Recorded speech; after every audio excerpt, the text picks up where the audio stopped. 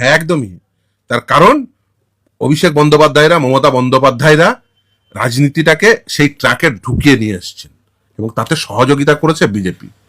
আপনারা দেখুন, এই যে এসআইআর হওয়ার আগে পশ্চিমবঙ্গের ইস্যু কি ছিল? পশ্চিমবঙ্গের রাজনীতিতে, পশ্চিমবঙ্গের জনমানুষে শিক্ষক নিয়োগ দুর্নীতি, চাকরি পাবে কিনা, শিল্প হবে কিনা।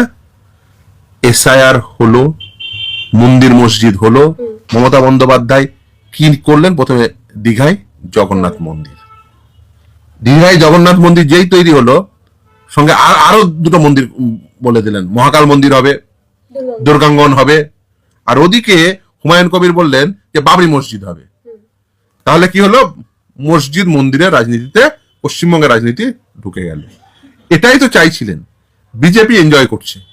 কারণ এই আরএসএস এর দুর্গাকে এই পশ্চিমবঙ্গের মাটিতে এইভাবে প্রস্ফুটিত হতে দিয়েছে বিজেপি এই কারণেই, আরএসএস এই কারণে, যাতে তাদের যে রাজনীতি, মন্দির মসজিদের রাজনীতি, সাম্প্রদায়িক রাজনীতি, ধর্মীয় রাজনীতি, সেটা যাতে বাহবা পায়। আচ্ছা, তৃণমূল কংগ্রেস ক্ষমতায় আসার আগে বিজেপি কোন অস্তিত্ব ছিল? বড়বাজারের পার্টি ছিল।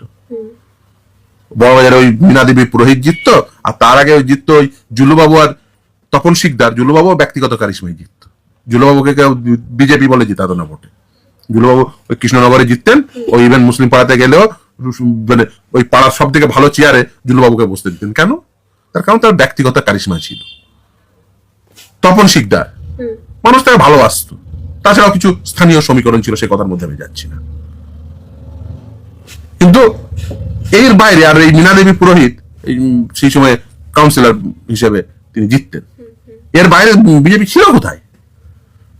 বিজেপি এই যে গোটা পশ্চিমবঙ্গে বিজেপিকে হাত ধরে অলিগলি চিনিয়েছে তো মমতা বন্দ্যোপাধ্যায়। মমতা বন্দ্যোপাধ্যায় সব থেকে বড় অপরাধ যদি কিছু হয়ে থাকে, সেটা হচ্ছে এই পশ্চিমবঙ্গের অলিগলি বিজেপিকে চেনানো। হাত ধরে নিয়ে এসে পশ্চিমবঙ্গের অলিগলি চিনিয়েছে বিজেপিকে এই মমতা বন্দ্যোপাধ্যায়। আগে কংগ্রেস রাজনীতি করতো, কংগ্রেস রাজনীতি থেকে বেরিয়ে এসে শুধু ক্ষমতা পাওয়ার জন্য তিনি বেরিয়ে এসে বিজেপির হাত ধরে বিজেপিকে অলিগলি চিনিয়ে নিজের পথটাকে সুগম করেছেন। এখন তিনি দেখুন, এত দুর্নীতি ধরা পড়লো, একটার পর একটা দুর্নীতি, এবং তার সমস্ত অকাট্য প্রমাণ রয়েছে, একটার পর একটা প্রমাণ তুলে দিয়েছে। চাইলে আজকের দিনেও সিবিআই এবং ইডি যদি আজকের দিনেও মমতা বন্দ্যোপাধ্যায়কে গ্রেপ্তার করে, মমতা বন্দ্যোপাধ্যায় আজ জীবন জেল থেকে বেরোতে পারবে না, যা প্রমাণ আছে।